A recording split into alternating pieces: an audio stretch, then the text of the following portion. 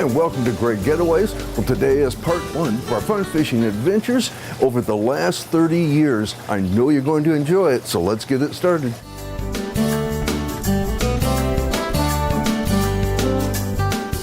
About 7-8 years ago, I was out in the Huron-Manistee National Forest doing a little bit of hiking.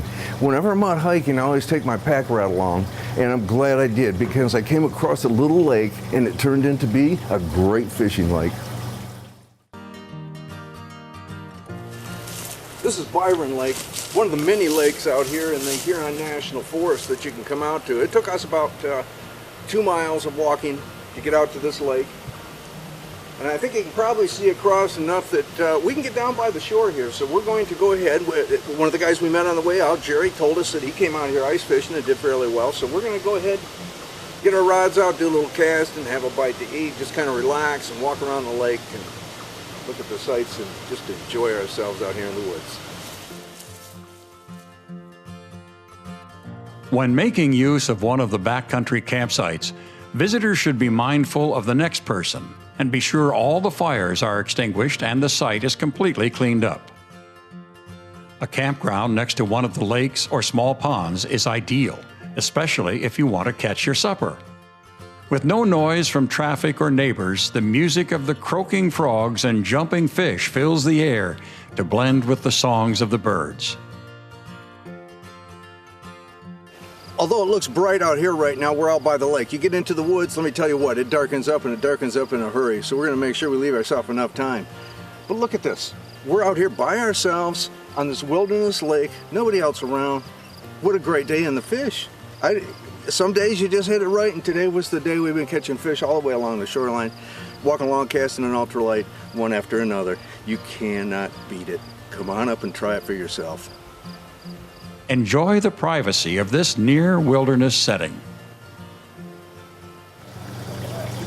If you like big waters and you like big pike, 25 years ago we went over to Green Bay and we found them.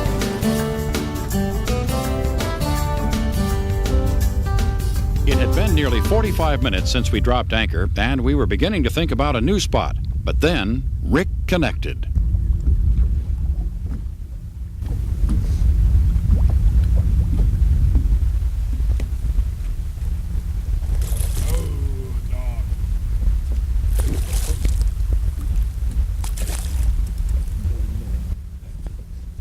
It just makes it a little more interesting. As Rick brought the fish closer to the boat, we made a startling discovery. We forgot to bring a landing net. This would be interesting, especially if Rick's catch really was as big as we thought it was.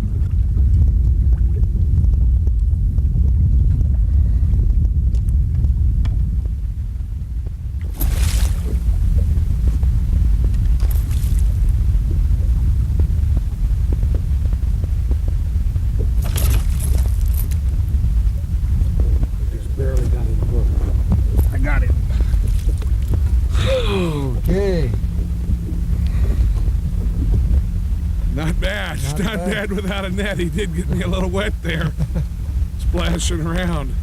But that's just a typical Lake Michigan norther. A lot of fun to catch. And look how lightly I got him hooked here.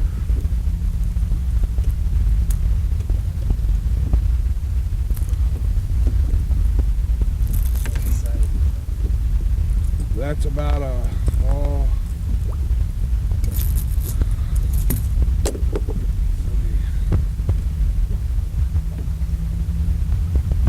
about a 38-inch fish. Nice size, nice fish. Beautiful coloring. You can see he's got a little mark here on the side where he's been fighting, but what a beautiful fish. Nice coloration, nice everything. What do you say we put this one back and let him grow up?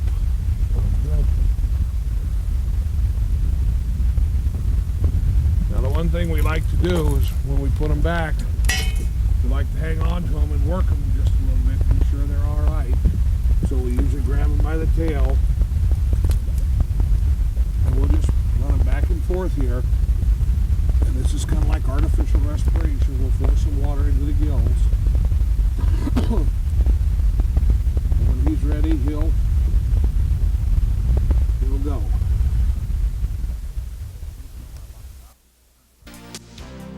Even though our luck had obviously turned around, Rick wanted to show us a couple of other spots. So we weighed anchor and headed to an area he called the rock pile. Cameraman Mike Tadieski doesn't get many chances on this side of the lens, but he wasn't about to miss his chance for a northern, and he made it pay off. Once again, without a net, Rick tried to bring the feisty fish on board. We're going to take you down to Lake St. Clair. We went out, we were looking for big fish, but we started out with smallmouth, and we caught a lot of them, but we weren't really as happy as we wanted to be. They said, let's go muskie fishing, and we did, and boy, were we happy. After that, we're going to take you on a trip 25 years ago for one of our first muskie adventures up on the TAHQUAMENON River. Another reason to make Lake St. Clair your destination is because it's respected by the world's anglers as some of the best sport fishing in the country, especially for smallmouth bass and muskie. Captain Joel Piatek, owner of Fish Heads Charters, took us out for a great smallie fishing experience. We run a three-way system. This is all with live bait. And what we're doing is we're using a little bit longer drop on this because the weeds, we're halfway through the summer right now, so the weeds off the bottom are kind of high. And we just want that sinker to be skipping along the bottom the whole time. And while it does that, our shiner is going to be up this high here, swimming nice and natural on top of the weeds, presenting it in such a way that's going to be appealing to the smallmouth, which we're after here. You don't want to set it like you would be as if you're using an artificial bait. Okay. Artificial baits, totally different scenario. The smallmouth bass fishing is nothing short of spectacular. In the summer, anglers are treated to non-stop action. It looks like Tom found a good spot on the lake. Nice and easy, just lift them up a little bit, lift them up a little bit. There you go. Nice job. Yeah, right. Now that's one of our typical smallmouth right here on Lake St. Clair. Beautiful. This is such a great time since bass are the gamest of all sport fish and really fun to catch. Oh, this one's better. Fish on. Oh, very nice fish, Tom. That is an excellent fish. This is probably something that I enjoy most. In fact, if you give me my day off, what I'm going to want to do is I'm going to want to bass fish. I like using live bait for smallmouth bass, and the reason being is because you can consistently catch fish like that. As much fun as it was catching those smallmouth, we were more than anxious to try our hand at Lake St. Clair's world-renowned muskie fishing. Joel invited us back for what he said was super muskie fishing in the fall. Well, he didn't have to ask us twice. As soon as the first cool weather of fall was upon us, we called Joel and set up what would be a fishing trip of a lifetime. Joel started picking out the right lures for us to catch the big one. When we saw the size of the lures, it made our heart skip a beat. If the lure was that big, how big was the fish? You see small muskies eat these giant baits, no problem at all. Tom and Denny spent literally hundreds of hours in their youth hunting for the fish of 1,000 casts and were rewarded on occasion to the fight of a lifetime. Once it is in your blood, nothing compares to the pursuit of a muskie. We all had our own rods, and Joel picked out what he said were the best baits. Would we actually be lucky enough to catch a muskie today? Well, we didn't have to wait long, as Tom set the hook on our first fish, and it looked to be a whopper. As Joel hollered instructions to pilot Chris, Tom fought one of the biggest fish of his life. Oh, he's pulling, man. He's taking it. Right rudder, Chris, right rudder.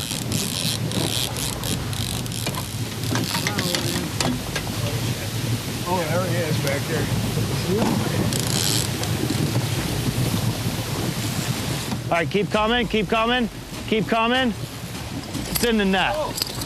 Nice job, Tom. Nice job. Nice fish. Yeah, nice job. Nice job, guys. 44 inches, and Tom was exhausted. Wow, what a beauty. Soon it was Denny's turn, and another beauty was boated. Can you imagine 2 muskie in one day? Okay, easy, Den. All right, got it in the net. Nice job, bud. Nice job. All right, cool. As the Hiawatha pulled away, the guys wasted no time in rigging their poles and starting some practice casts from the dock. It was only practice, so we wouldn't need our camera, right? Great job. Well, that's the way to do it. We don't even have to get out the boats here. Nice fish. Nice fish. Mackerel. How are we going to get this thing in? Anybody bring a net? I've got a cannon gap in my tackle rod. So that's out from there. My rod's behind you. Oh, here comes the net. Here comes the net. Yeah. We got some help here. We got a net coming. Here you go, Dave. Here you go, Dave. I'll get it with the net. He's got the net, Dave. There you go. Get him over here. Yeah. Push him in, Dave. There he goes. There he goes. All right. I missed all the fight. Oh. Tom's sitting there trying to find some white thing. Legal. There's Kleenex. I hope its color's right. They would got to be 30 Nice inches fish. in here. That's a fat baby, though. Yeah, they're about 5 pounds heavier now than they are in the spring. Nice One that size there. Well, Dave, is your adrenaline running? No, not at all. I told you if the camera wasn't ready, we'd probably kept something. It's just, you must have said that about 3 minutes in front of that fish, huh? Yeah. I'm getting excited here. Go right back up there. They usually run them here. You'll have to do another one around here. We used to tie the Paul Bunyan right there, and he used to come in and stay underneath that damn boat. Is that right? Don't want to lose him yet. Get him off the dock. Try to keep it light. Let me get some pliers. Throw him in his tank up here. You want to keep him alive? Believe it or not, that is the first muskie I've ever caught in my life. Okay, and All the fishing I've done, it's the first muskie.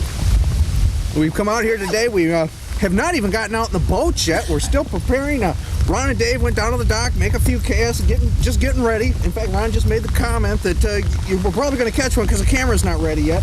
I knew I'd As you can see, we got a downpour going. It just seems like about the worst day to be out here. But look at this great fish that we've got. About my 4th cast, and that's what I come up with.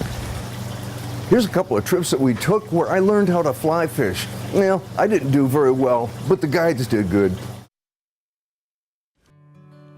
To prove the point that the AUSABLE River is well populated with bass, a quick catch was made, followed by more instruction on how to find them as the bass hole up waiting to ambush an object. Along with the smallmouth and rock bass, the occasional largemouth bass and brown trout often appear.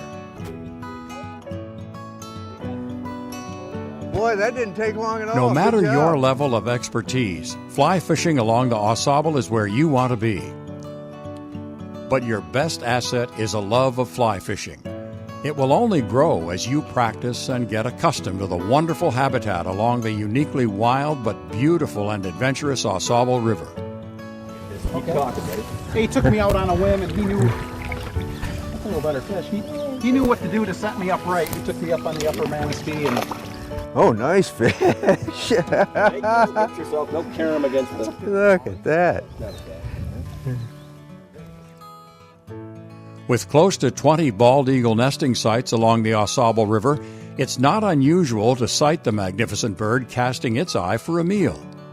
The eagle's diet consists of 70 to 90% fish, making the AUSABLE River system a naturally perfect home for them.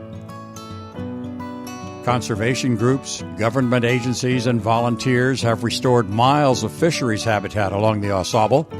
Efforts are continually being made to control the dams, both man-made and beaver dams, that affect the natural flow and temperature of the water, and the many hands of volunteers are ever present in keeping the pristine condition of this national treasure in prime condition, to be enjoyed as long as anglers abound.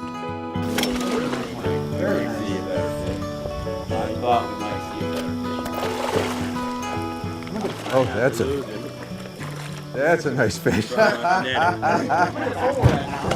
a great fish. Here we go. It's a coming. I don't want to hook myself here. He's got it well in. All right. Yeah. As Isaac Walton attested to more than 400 years ago, rivers and the inhabitants of the watery element are made for wise men to contemplate and for fools to pass by without consideration. We certainly agree the AUSABLE is one of the finest rivers an angler could ever contemplate.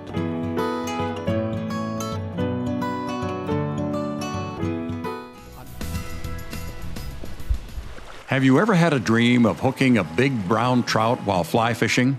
Well, dreams can and do come true, especially if you spend your time in an area so close to home, fly fishing on the Rifle River. It's a stream that produces good fish and some very big ones, though it may take some luck or skill to catch one. Numerous small streams empty into the Rifle River that often harbor some huge browns. Beautiful fish. That pretty much about a standard size in here then? Yeah, that's pretty good size, yep. If you want to catch them about that size, them are good eaters right there. Okay. That's something out here camping and it'd be good. It's a big good, yep, you betcha. This will surely become one of your favorite fly fishing streams where you can hook and land a nice trophy fish. A lot of it is presentation when it comes down to dry fly fishing, but when you're nymph fishing or streamer fishing, it's luck of the draw sometimes.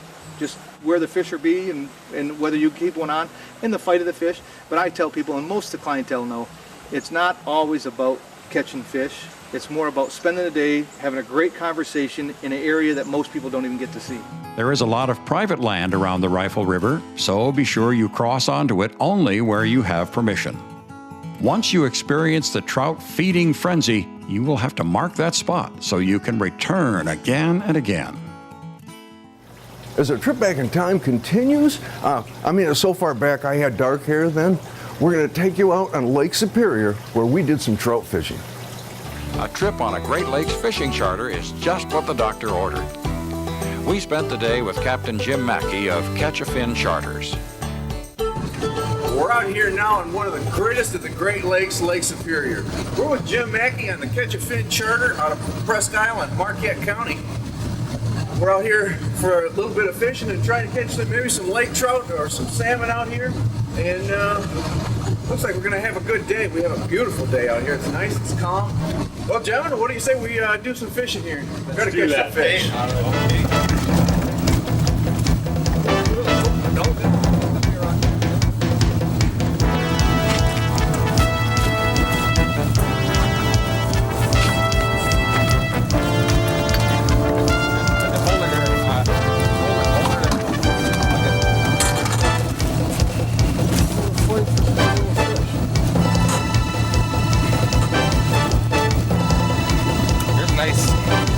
There's nice Provo salmon. Light darker mouth.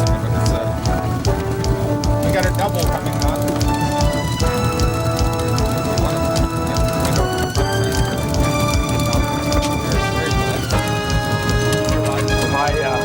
I'm reeling at about the right speed. Slow down a little bit. Don't get both of them at the same time.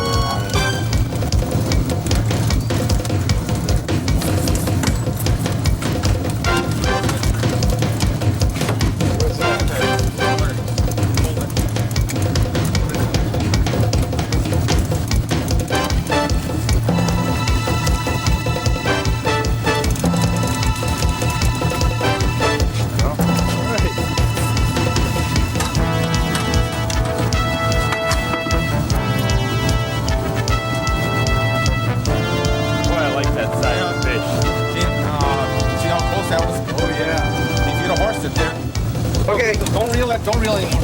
Okay, there we go. Look at the size of this. Hey, Hey, here. There's the fin spoon again. There he goes. There's a nice 5 to 6 pound lake trout. On the old magic gold spoon again. I've nicknamed this spoon the Catch-A-Fin Gold. There. There's a nice native. Good fish, Danny. Ooh. Right.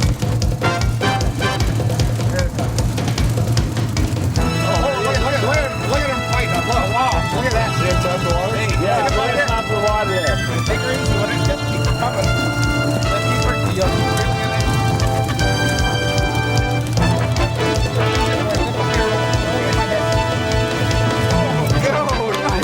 Right. There's that steel fish. Wow. Wow. Hey. Nice fish. I don't want Jim, I want to thank you. We've had a fantastic day out here fishing, and I'd like to suggest to anybody that's coming up in this area, if you want to have a little fun like this, and hey, we were only out a couple hours here, Yep. so a normal day you're probably getting even more than this. Kurt, I'm going to need a few lures. I'm going to go out and do a little bit of fishing. Tell me a little bit, though, about the fishing on Houghton Lake. Fishing on Houghton Lake it's fantastic for bluegill, crappie, bass, walleye, pike, and quite a few rock bass as well. There really isn't any magic to it. Okay. The best spots to fish out here are about 9 to 12 feet at the edge of weed beds. If you like to troll, you're going to be between. There's certain areas out here and we can point you to in the right direction to go trolling, but most of the folks, they're anchored up or they're drift fishing for the most part. We've got a couple other big lakes in the area too. We do. So St. Helen and Higgins Lake, and they're great. The three lakes we have here are great because they complement each other. So Okay. you have Higgins, which is a very deep lake, different kind of fishing. You have lake trout, brown trout, you have rainbow trout. They have big, beautiful perch and smelt. So that it just complements. You can do a lot of fishing in a small area. St. Helen is more like Houghton Lake. So it has the walleye and really great lake for pan fishing as well. So nice. Okay. You can do just about any kind of fishing you want to do right within about a 30-mile radius of here. Well, Kurt, with all that great information, and you just heard that too, we're going to take you on one of our trips where we went out on Houghton Lake and Lake St. Helen doing a little bit of fishing. A breeze, a boat, blue skies, and a fishing rod. It doesn't take much more than that to make Tom a happy angler, especially on Houghton Lake. After stopping at the local bait shop, he was anxious to see if the handmade lures, made especially for Houghton Lake, will do the trick. Let's wait and see if Tom is going to end up working for his dinner. Oh, there it is. That's nice. Nice fish.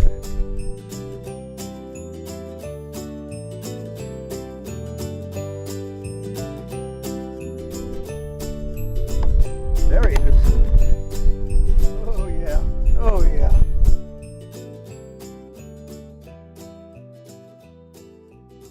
Pretty good size. Many walleye and bass tournaments are hosted on the lake throughout the year, including the Catch Us If You Can fishing contest, sponsored by the Houghton Lake Area Tourism Bureau, Spicer's Boat City, and Lyman's on the lake. Nice walleye, dude. That's sweet. Cool. Is that the first walleye? Yeah. Awesome, buddy. We have another day and lake of fabulous fishing to share with you, and that is our time on Lake St. Helen with our guide, Bill Ayers. Fishermen visiting the area will find hours of pleasure on Lake St. Helen, which is 6 miles long and has 18 miles of shoreline, 15 of which are undeveloped. Lake St. Helen is made up of 3 lakes, simply called the First, Second, and Third Lakes. As a guide, Bill has logged hours and hours of fishing on the area lakes. He'll answer your questions, suggest fishing times, and help you to not be discouraged by fishing at the wrong time or conditions. First Lake is the headwaters for the south branch of the AUSABLE River. Different fish are found in different places in the 2,400-acre lake, though the lake is well known for bluegill. The community of St. Helen hosts an annual bluegill festival in the summer with parades, games, and rides for children, and of course, a bluegill fishing contest. Well, I hope you enjoyed part 1 of our fishing adventures that have happened over the last 30 years. Keep watching for part 2, and we'll see you next week.